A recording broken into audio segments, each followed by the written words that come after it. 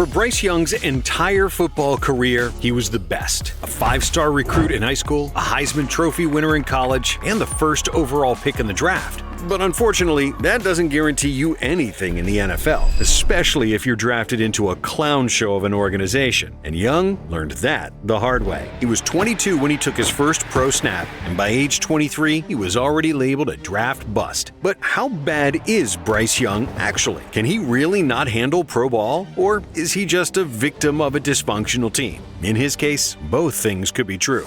Before his NFL disaster, Young was an absolute beast in both high school and college. He played high school ball at the legendary program Mater Dei in Southern California, where he had a 46-6 record over his 4 years and threw for 13,250 yards and 152 touchdowns. It was clear early on that Young was special. 24/7 Sports ranked him number 1 overall in the recruiting class of 2020, and he originally committed to USC following his sophomore year. However, he'd later decommit from the Trojans in favor of taking his talents to Tuscaloosa to join the Alabama Crimson Tide. But after he joined Nick Saban's squad, he had to wait his turn. Because as a freshman in 2020, he backed up Mac Jones as the Tide won the national championship. Alabama has defeated the Ohio State Buckeyes, winning the 2020 national championship game. As a sophomore in 21, he entered fall camp as one of 3 quarterbacks battling it out for the starting job. Standing in his way were Paul Tyson and Jalen Milroe. Young easily won the competition, and then he dominated college football. In that 21 season, he threw for 4,872 yards and 47 touchdowns. The Tide rolled to an SEC championship and made it back to the national title game. Young's numbers were so great, and the Alabama brand was so huge, that he won the Heisman Trophy by a landslide. And he had shown NFL teams that they needed to pay attention to him.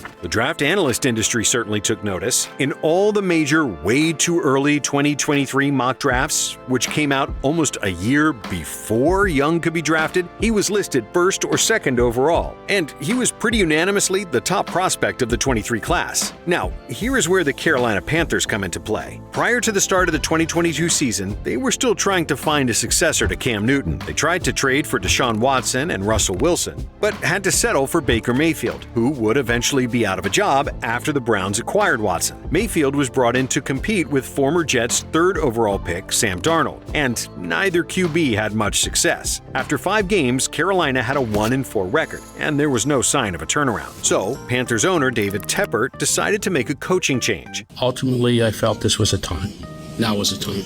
Out went Matt Rule after 2+ seasons, and in his place went interim coach Steve Wilks. But the shakeup wasn't finished, because 1 week later, after another loss, the Panthers made a stunning move. They traded their best player, Christian McCaffrey, to the 49ers for 4 draft picks, which at first sounds all right, until you realize that none of the picks were a first-rounder. At the time, McCaffrey was the highest-paid running back in the league, and he got hurt a lot, but he was undoubtedly one of the top players in the game. And yet, GM Scott Fitterer settled for that package of picks. And McCaffrey wasn't the only star on the trading block. There were rumors that Carolina had received a massive offer from the Rams that included 2 first-round picks for Brian Burns, their Pro Bowl pass rusher. Burns was due for a huge contract extension, and after already moving CMC, it seemed like a no-brainer for the Panthers to take the picks and go all in on a rebuild. But they still wanted to be competitive, so they kept Burns and went next man up to replace McCaffrey. And surprisingly, they pulled it off. With the hard-nosed Wilks in charge, the Panthers stayed true to their keep pounding motto and employed a physical run-first style. The Panthers did so well, they were actually in a position to win the terrible NFC South all the way up until Week 17, where they were eliminated with a loss to the Buccaneers. In Week 18, they beat the Saints to finish 7-10, and with that win, they held the 9th overall pick in the first round of the 2023 draft. So in the end, they hurt themselves by not tanking, because they not only didn't get a very high draft pick, but after almost making the playoffs, it gave the front office false confidence, and they weren't interested in any kind of rebuild. Tepper also wanted to change the team's identity and show that he was going all in for a Super Bowl. First, he let Steve Wilks, the coach that turned their previous season around, go. Then he hired Frank Reich as head coach, and he tried to give Reich the best possible staff, hiring a group of big-time assistants, coaches who left winning organizations to help make the Panthers winners. And those coaches needed to get the job done immediately, because Tepper was tired of losing. At that point, he had 0 winning seasons and no playoff appearances as the team's owner. Reich was the 3rd full-time head coach in 5 years under Tepper, after Rule and Ron Rivera. And, fun fact, Reich was actually the first starting quarterback in Panthers franchise history. But he wasn't hired for nostalgia. No, the main reason he was hired was for his offensive mind and his ability to get the most out of quarterbacks he previously worked with. He did it with the Chargers and Phillip Rivers, the Eagles with Carson Wentz and Nick Foles, and the Colts with 5 different quarterbacks in 5 years. But the Panthers didn't have a solidified starting QB in place, and they failed to acquire Aaron Rodgers, Derek Carr, or even Jimmy Garoppolo in free agency. So the next place to turn was the draft. The issue was, after a solid junior season at Bama, Bryce Young remained the consensus top prospect in the draft. So, picking 9th, the Panthers had no chance to get him. The next QB on most analysts' boards was Ohio State standout C.J. Stroud, but he also wasn't going to make it to 9. Then the only other quarterback with an early first-round grade was Florida's Anthony Richardson, but many thought even he could be off the board before the Panthers picked. But that doesn't mean Carolina couldn't make a move. See, the Bears had the first overall pick and made it clear they weren't planning on keeping it. They didn't need a quarterback because they were going to let Justin Fields have one more season to prove himself. And they knew they could get a haul from a team that was desperate for a QB. A team that was picking 9th, perhaps, and would need to outbid multiple teams picking above them? A team like the Carolina Panthers. And sure enough, on March 10th, 2023, Carolina sent this package to Chicago. Wide receiver DJ Moore, a first-round pick in 2023, number 9 overall, a second-round pick in 2023, number 61 overall, acquired from the 49ers in the McCaffrey trade, a first-round pick in 2024, a second-round pick in 2025. A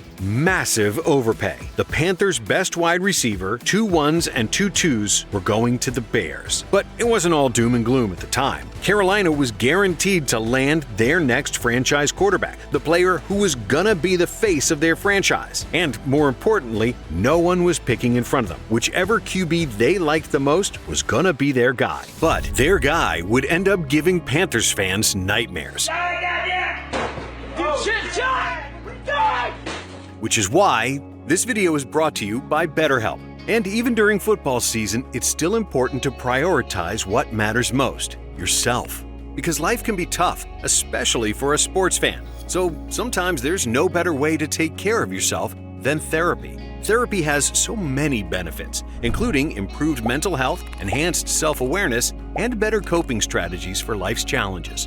Plus, if your favorite team is bad yet again, or your favorite player just went down with an injury, therapy can help with that too. Beyond that, therapy is great for fostering personal growth and strengthening relationships by improving communication skills. If therapy sounds like something that could be good for you, give BetterHelp a try. It's entirely online and designed to be convenient, flexible, and suited to your schedule. All you have to do is fill out a brief questionnaire to get matched with a licensed therapist, and you're able to switch therapists anytime for no additional charge. So, let the gratitude flow with BetterHelp. Visit BetterHelp.com/Blitz today to get 10% off your first month. That's BetterHelp, HELP.com/Blitz. So, why did the Panthers go with Young? The Carolina Panthers select Bryce Young, quarterback, Alabama. Because while he was considered the top prospect by most, he wasn't a perfect prospect. He was undersized, standing at just 5'10". He had an average arm and average athleticism. But it wasn't stature or speed that made Bryce Young a great player. It was his precision and his mind. He was an extremely accurate passer who seemingly always knew where to go with the ball. And if a play broke down, he was also a great playmaker outside of the pocket. It was those skills that the Panthers fell in love with. And when Tepper, Fitterer, and Reich met with him at Alabama before the draft, Young showed off his great football IQ and character, essential traits for the future leader of your franchise. On the night the Panthers drafted Young, So you want to trade us some sweet home Alabama for some sweet Carolina? I can't wait. Tepper said that among the top QBs in the draft, Young, quote, We thought this guy had the highest probability of winning Super Bowls. and he wanted to back that claim by putting a strong supporting cast around him. Now, here's where the Panthers' plan began to fail. Tepper and Carolina's front office thought Young would be so good at distributing the ball to multiple receivers that they could spend less on offensive upgrades and focus more on fortifying the defense. So, in free agency, the Panthers followed that strategy by signing these mid-players. Running back Miles Sanders, who was coming off a career year with over 1,200 yards rushing for the Eagles, wide receivers Adam Thielen, who was aging and had been released by the Vikings, and an injury-prone DJ Chark. Then also tight end Hayden Hurst, who was 30 and declining. So not exactly an all-star group of skill players. But hey, the offensive line was sound, right? Actually, turned out that it wasn't. But Young was still expected to be great right away. But that wasn't the case either. He looked like a rookie, someone who still needed time to develop. And that was the absolute worst thing to show an owner who had lost patience and wanted to win now. Starting with Young's debut against the Falcons, it was clear he was struggling to master the NFL passing game. He made bad throws. Knocked away. Held the ball too long. Left the pocket too early. Throws and knocked away.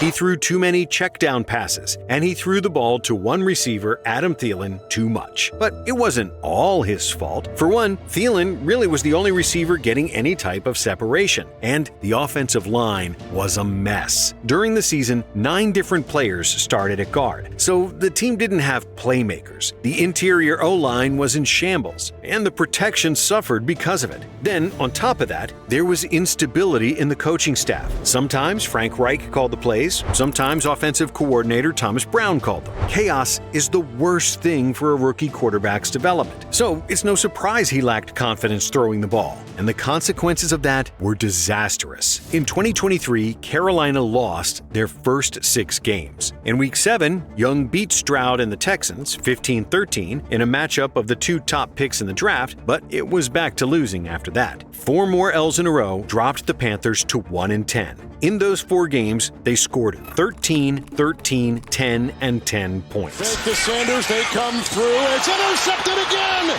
And then came the most bizarre moment of the entire season. After just 11 games, Tepper fired Reich, who was in the first season of a 4-year, $36 million contract. Stable teams and owners just don't do that kind of thing. There are different reasons why different things happened in each case. But Tepper thought Reich would get the team to the playoffs, and instead, the Panthers were a dumpster fire. So rather than put out the flames, Tepper threw gasoline on them. As if Young's rookie season wasn't chaotic enough, he now had to deal with a coaching change. It's really hard. These are, real relationships. And he didn't handle it well. In their final 6 games, the Panthers went 1-5 to give them a 2-15 overall record, averaging a pathetic 7.5 points per game. Their last 2 games were shutout losses, and Young was on the field for all of it. For the season, his stats were awful. Among starting quarterbacks, he had the worst passer rating and the second worst completion percentage. In addition, he was sacked the second most times. But the team's stats were just as bad. Among the 32 NFL clubs, the Panthers were 31st in points per game. Then, in the offseason, more major changes were made. But there was also more embarrassment. Because in January 2024, Tepper fired Fitterer as GM and replaced him with a Panthers legend, Dan Morgan.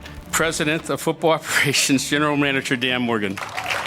And then Morgan hired Bucs offensive coordinator Dave Canales as head coach. Canales was hired mostly because he was seen as a quarterback guru, previously helping Geno Smith and Baker Mayfield become really good NFL quarterbacks. But those players were veterans who were playing for stable organizations. In Carolina, Canales walked into a burning house, and he was being asked to save a second-year quarterback who was already on his 3rd head coach and had just been shell-shocked as a rookie.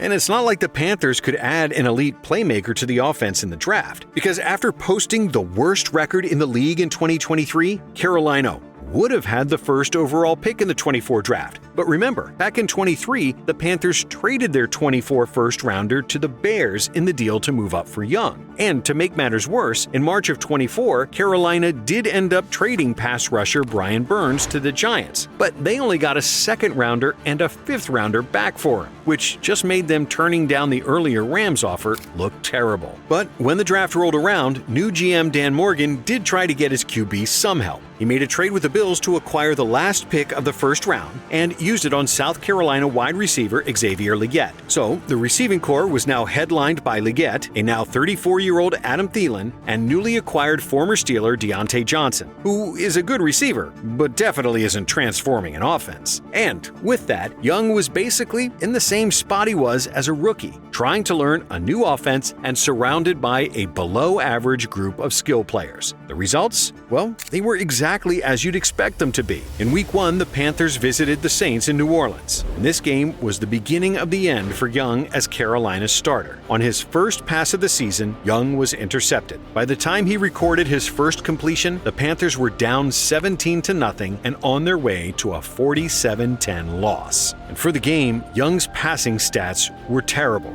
13 of 30 passing, 161 yards, 2 interceptions, 0 touchdowns, 4 sacks. In Week 2, he was bad again. Playing the Chargers in the Panthers' home opener, Young threw for just 84 yards and an interception. Bryce Young drops back to pass, middle of the field, and it's intercepted! As Carolina lost 26-3. Alas, Coach Canales had seen enough. After the game, he said he would evaluate the quarterback position. This is the best decision for our group, for our team. And the next day, Young was benched for veteran Andy Dalton. After the announcement, the media declared that Young's time in Carolina was up and were throwing out speculation about potential trades. But the takes didn't seem premature or out of place. Even though it was far from all his fault, Young did look terrible. At the time of his benching, his career numbers were abysmal. 18 games played for a 2-16 record, 59.3 completion percentage, 11 TDs, 13 interceptions, 5.4 yards per attempt, 68 sacks, 70.9 rating. In Week 3, Young watched from the sideline as Dalton led the Panthers to a 36-22 win over the Raiders in Las Vegas. In Week 4, he saw Dalton put up 24 points against the Bengals, but the defense was awful and the Panthers lost by 10. Then, in Week 5, the Panthers traveled to Chicago. It was revenge week for Moore, and a huge opportunity for Williams to remind the Panthers that they screwed up royally when they mortgaged their future to grab Young.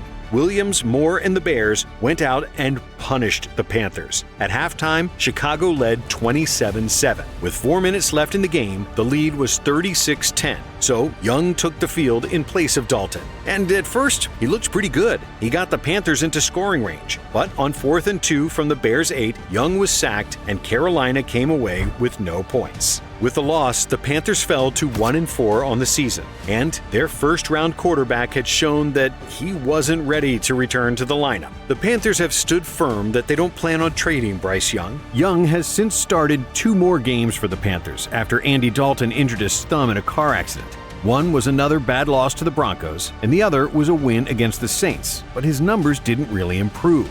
But it's hard to see any way out of this hole for the franchise and their young quarterback. If you enjoyed this video, stick with Blitz, subscribe, and check out some of our other content.